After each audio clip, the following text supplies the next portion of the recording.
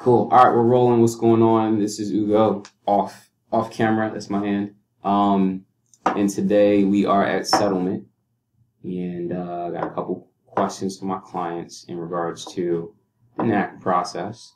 And all I ask is for them to be honest, because there's no point if they're not. So let's get started. How did y'all hear about the NACA program? I heard about it from my mom. She actually works near the NACA office, and she knows some people from her office that went through NACA for purchasing a home, and she told us to check it out, and that's pretty much how we found out about it. So she wrote. Shout out to mom. Yeah. Shout out to mom. Cool. So y'all found out about NACA. First step is always a purchase workshop. How was the purchase workshop for you guys? What were your thoughts on that, if y'all can remember? That's the one in Baltimore? Yeah. You went to Baltimore? Yeah. Dang, y'all wanted it. Yeah, so we drove out to Baltimore for the Achieve the Dream home buyers, or what is it? Achieve the Dream. Achieve the Dream event, yeah. Whatever. Yeah. So with that event is you can go out there, and if you have everything that you need for, the loan process or whatever, you can, get qualified at that event in one day. We thought that was appealing as opposed to, going through the whole process that NACA has of, 3 months of, qualifying expenses and, things like that. So we thought it was worth the drive to go out there. We did that. Took 13 hours. Yeah. To drive up there? No, well, there. Yeah. While we were there, it was, we got there about 9 o'clock in the morning, and we didn't leave until about 11 p.m. that night. Hunger. Ooh. Yeah. So it was definitely, a lot different than we thought it would be. But we did eventually, go up there, and we got what we went for. We was able to leave with a pre-approval to start the process with NACA. So it was worth the drive. Cool. That's different because NACA, I mean, this is the first year that NACA's ever done those Achieve the Dream events. So when he's talking about like it was better to go through that way than the traditional way, because if it wasn't for that way, you'd have to schedule an appointment, do your intake session, bring paperwork. If they say you're missing something, you got to reschedule and then come back. And it's not like, oh, you come on Monday, you reschedule for like Wednesday. It's like you come in this month, you reschedule for like another month or like the month after that. So that could really like screw you over if you're trying to move at a pace, or if you're someone that you got all your paperwork there, and for example, maybe you're waiting on a tax transcript, right? Like you got everything and you're waiting on a tax transcript. You might have to wait a month before you can get back in front of people. They're trying to do better than that. They're not pushing the whole remote counseling thing where you don't even got to come into the office. Your first one, you got to come into the office. They're trying to do remote. But I think right now the best thing that I think for everyone that's like at you guys' level, like, yo, we got our itch together, is definitely that Achieve the Dream. So I think y'all did right by that, because when I was going through it, it was definitely not like that. Cool. So you qualified. That means y'all got buying power. You're not window shopping anymore. Y'all can actually say, yo, run that offer. What was it like from there? Like, what were your moves after that? Y'all did the purchase workshop at the event, right? So after that, what was the next step after that? Well, no. So we didn't do the purchase workshop until we came back to Philly. Oh, okay. So after we got qualified in Baltimore, we had to come that next Thursday. Up this way. Yeah, to the purchase workshop. So we went to the NACA office in our city, and we did the purchase workshop. They explained the whole process to us, what we should expect. From the looking for a house to the putting in an offer to the home inspection process and dealing with hand and everything like that. So that everything was explained at the purchase process. Nice. So then, so you get that information, right? and how was that? How was the house hunt after that? Because that's where I think the biggest stretch is where it's like the most stress is number one, where you're working to get qualified, which I think you guys did a great job of leaping over by taking advantage of the Achieve the Dream event. Now is finding the property, locking it up, and then sailing the settlement. So how was that process, the house hunt for you guys? Stressful. Yeah. So I don't know. The house hunting was stressful in a different sense of it was just challenging for us to find something that we was, or it was challenging for us to find what we was looking for. Yeah. Really had nothing to do with NACA at that point. Yeah. Just we had an idea of what we wanted, and it took a while before we kind of came around and agreed on something that we knew we could deal with. It's kind of had to put a couple things on hold because you're going to make some type of compromise. Very true. Yeah. When you're searching for a house, everybody want what they want. But the reality of the situation is we did eventually come to the conclusion that you're never going to find everything that you want in a house. So unless you build it. Yeah, right. So once we came to that conclusion, we kind of honed in on stuff or the size of the house that we thought would work. Things that we was okay not having, at this point, and things that were a must have. So like a basement and stuff like that. So that whole process was a little stressful because you look at a bunch of houses, and sometimes some houses was what you were looking for, but they might have been out of your price range, or it was what you were looking for. It was in an area that was too far from where you wanted to be. So all of that stuff played into the stress of the whole house hunts process. But yeah, it eventually came about to where we found a house or two that we were interested in. And didn't work out. First one didn't work out. The first one didn't work out. Yeah. So we this one almost didn't work out. This one almost didn't work out. Yeah. But I knew we were. All right, let's go talk about the first one first. Let's talk about the first one first. So that one was interesting because I think that was actually the first time we looked in that area. Mm-hmm. We looked in Upper Darby, right? That was the first time, and we hit it out the park. And it wasn't even scheduled. We threw that, last minute. Yeah, that's right. We were in Lansdowne first, and I was like, yo, there's one more I want y'all to check out. And we went and saw it and was like, let's run it. And that one, the appraisal came back off.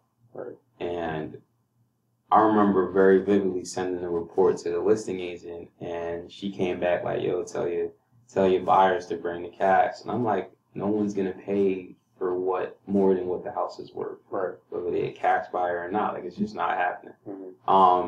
And she's like, listen, I know, this is just what the seller told me to say in the event that this happened. Like, she was a sweetheart. She was a situation where you could tell, like, she knows how to do her job, but she's just trying to make the seller happy. So she's not, and I don't like that, but I understand where she's coming from. Right. She's focusing more on making the seller happy versus being the real estate professional, knowing like, yo, this is what it's worth. You can't change that. Right. We either got to take it off the market and rent it or drop the price. It is what it is.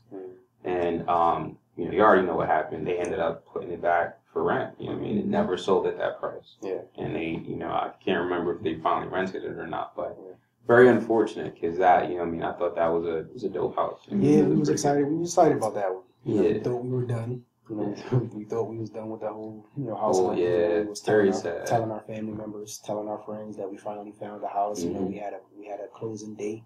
We was already making plans to build a deck in the back and build a concrete patio, and we already had it planned out. And then once that appraisal came back and kind of blew up the deal, it was frustrating because then at that point we had to restart the process. Jump started back to house hunting, and everything just started all over from jump three. So that at that point, we kind of lost all excitement because at that point it became like a chore. So, burden. Became a burden.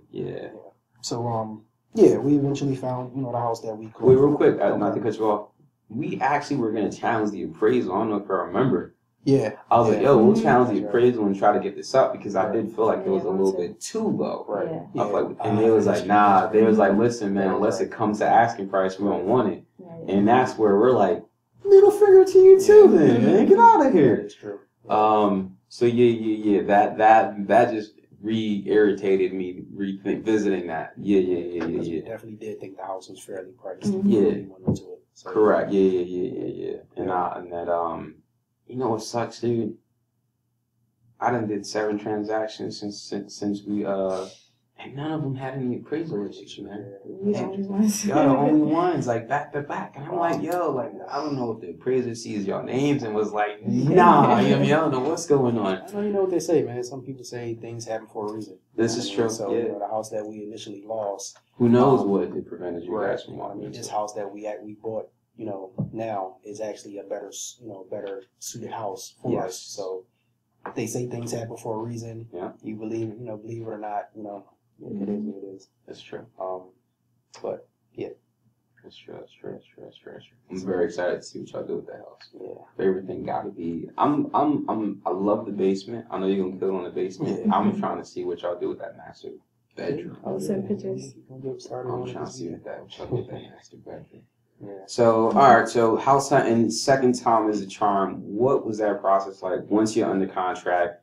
And at this time, y'all pros because we didn't already, for the most part, we had already walked through almost 3/4 of the transaction because we got all the way to the appraisal. That's like step maybe 7 of the 10 steps that we got to take. Right. And then that one got re-yanked, and we had to go back out and look, which was annoying, but I think we only met up like 2 more times outside of that. We were super focused on that one. Yeah.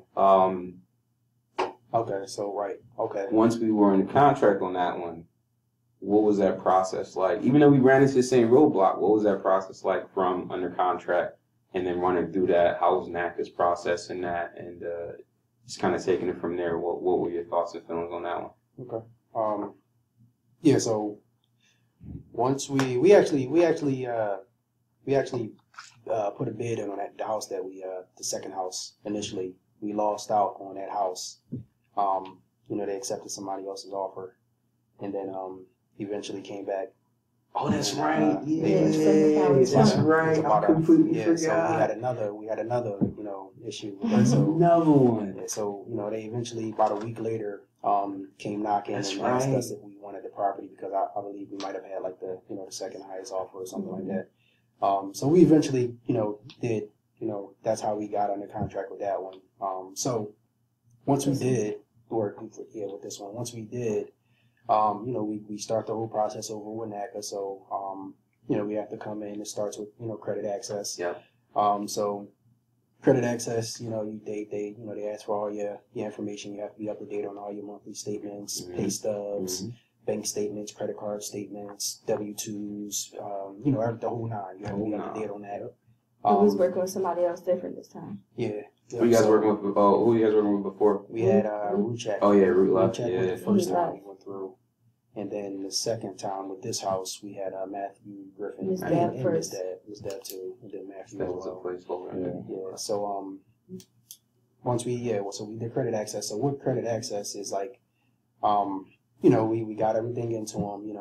The frustrating about NACA's process is the amount of information that they ask for. So unlike a traditional bank, NACA continues to ask you a lot of times for the same paperwork, over and over and over. They want you to change this. They want you to add this. And it kind of becomes repetitive, and a lot of times it's frustrating. It's draining, man. It's fatiguing. Because you gotta constantly me. I'm a person that I keep my cell phone with me. Everything I need to do from a computer, I can do from my cell phone. So, as far as uploading documents and making changes and signing things, I was able to do from my cell phone, but it cut into my regular daytime, schedule for me to have to constantly do these things that NACA needed. So it was constant conditions that they needed, to get this process done. So credit access started one day. I don't think we got through credit access for a full 2 weeks before our file got approved to go to bank app. So during that 2 weeks that we was in credit access, we were still going back and forth about signing this, changing this. We need this, we need that. And eventually we got the bank to where that process starts all over again. So they ask for more information because now you're dealing with the underwriters. The underwriters have conditions that they want met and information that they want sent in, even if it was already presented. They want it with an updated date, or it became overwhelming. At times to the point where me and my wife were we were ready to give up because it just was like this can't be how we gotta continue this transaction. It's like it's cutting into our daily schedule, and it was frustrating to the point where we were just like we're just about to quit because we didn't see the light at the end of the tunnel at that point, because it's like it's you're never going to stop asking for information. So it's very frustrating. It's very frustrating, but we eventually got through bank as well. Once we got through bank, it was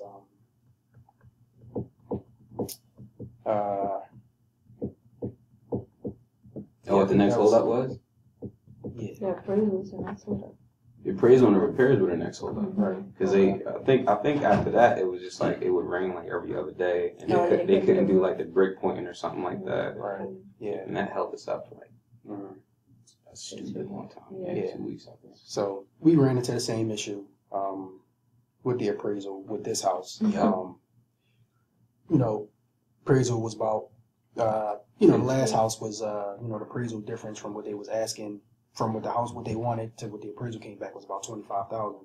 This house, it was about $15,000. Getting better, but so even still with that situation, the bank won't loan you more than what the what the appraisal come back for. So we had to negotiate with the sellers to see if they wanted to continue to sell or if they wanted to cancel the transaction. So they decided to dispute the appraisal, which eventually came back. They didn't change it. They stuck.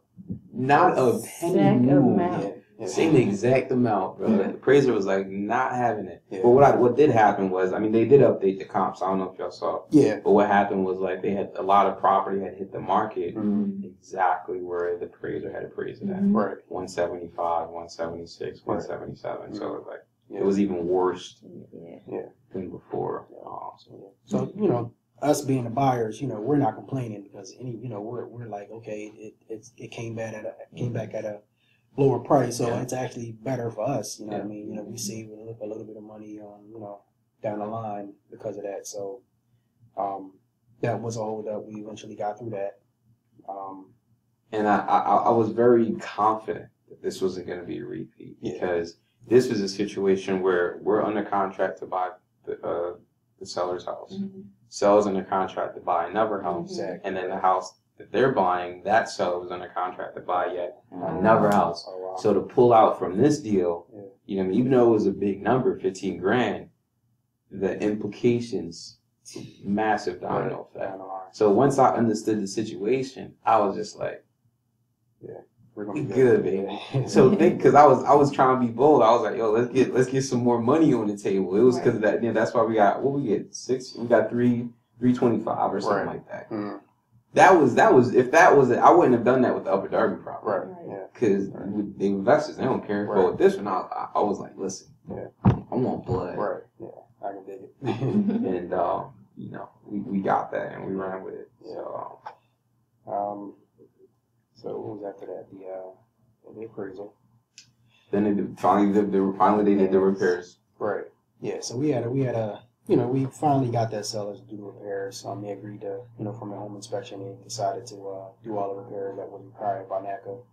Couldn't move forward unless those were addressed. And they agreed to address all the repairs. And we had a re-inspection done. Everything was fine. We moseyed along to closing. After that. So. Wait, final walkthrough. Yeah. So final walkthrough today, literally like 3 hours ago. Final walkthrough is the same day of closing. A couple hours before we close, we want to walk through the house to make sure everything was in the same condition prior to us, closing on the house. Or in the same spot. Same spot, right? So as we enter the house for final walkthrough, there's no electric. We can't really check the gas or the stove, the heating system, because those things were electric ignition. their electric ignition. So, we didn't have electric right away, which, the seller, they eventually got it turned on. So we were able to check those things. And amongst us walking through the house, we noticed that there was a couple things missing, out of place. For instance, the washing machine was gone. Washing machine was a part of the contract. That the seller would leave the washing machine and dryer. There was no washing machine. We got that resolved. We were able to, get a credit toward closing for us to replace the washing machine. And then also we had a leaky pipe down there in the basement where the wash machine hookup was. It was a leaky pipe that we had to stick a vase underneath to. I got pictures, man. Can't make this up. We got pictures. So tell them that how the seller tried to lie. Oh yeah. Oh my god. So we had our realtor contact the seller regarding that leaky pipe, and they indicated that the movers. What did they say? The movers said the movers put the vase there because when they moved the washing machine, which was not supposed to have been moved, period. Right. When they moved the washing machine, they saw that it was dripping, and they put that there, which was incorrect. We did that before we left the house. We stuck the vase underneath the dripping water. So, more of the story is, do you find the walkthrough? Yes, find a walkthrough is important, and everyone is not as honest as you may think. Yeah, stove burner. Yeah, stove burner. Stove burner that wasn't working either. Back left stove burner didn't come on. Got that situated as well. We'll check on that when we get to the house. But everything worked out for the better. We made it to closing today. Nice. Signed all the paperwork. So can I go into more of the story, or can I sum it up? Sum it up, yeah. Bring it on home, baby. Bring it on home. Sum everything up. NACA, we started this process in April. This now in October. And we're finally here at settlement. Yeah. The whole process with NACA is definitely, we're not going to sugarcoat it. It's definitely a frustrating process. Mm-hmm. The amount of time and amount of information that NACA asks for is frustrating. A lot of people who's not going to want to, go through that process because dealing with a traditional bank, you don't, have this amount of requirements that's needed to close on a property. So it's definitely a frustrating process. At times you're going to want to quit. But I can honestly say the program that NACA provides is definitely worth it. You get a lot of benefits that you don't, get usually with a traditional bank. So the amount of time and the frustration, I would say is definitely worth it. It's definitely worth it in the end because we were able to make it to closing. We were able to get the house that we wanted. But just be patient. If this is something that you really want and you want to work with NACA and you want to go through the process, you're going to have to be patient. You're going to have to be, resilient to go through the process and just stick with it. We stuck with it. And we made it through. So it's definitely worth it if you can handle all the stress and frustration. If you survive, it'd be worth it. Yeah, yeah. On mine, real quick, dude. They pushed me back 3 months. Oh, on another transaction, bruh. I've never seen so many lawsuit letters in my life because it was a company that was selling it. Oh wow! And I was getting like lawsuit every week was a lawsuit. Failure to perform, breach of contract, and I was just like, wow, I'm about to die. Wow. You pop out at the other end and you're like, oh yeah. It was like you did well. Yeah. But I appreciate the honesty, and I think that is not enough genuine things like genuine conversations like this happening. You know what I mean? NACA is a great program, great product, but the process is where, hopefully someone from higher level looks at this video and sees you guys as like, man, these are people who are advocates for the program, but not for the process. Right. And I think that is the message that, I'm trying to get across with intimate conversations like this. Mm-hmm. So I appreciate y'all for participating. Yeah, no problem. Yep. Cool. All right. Let's call it a day. Wrap it up.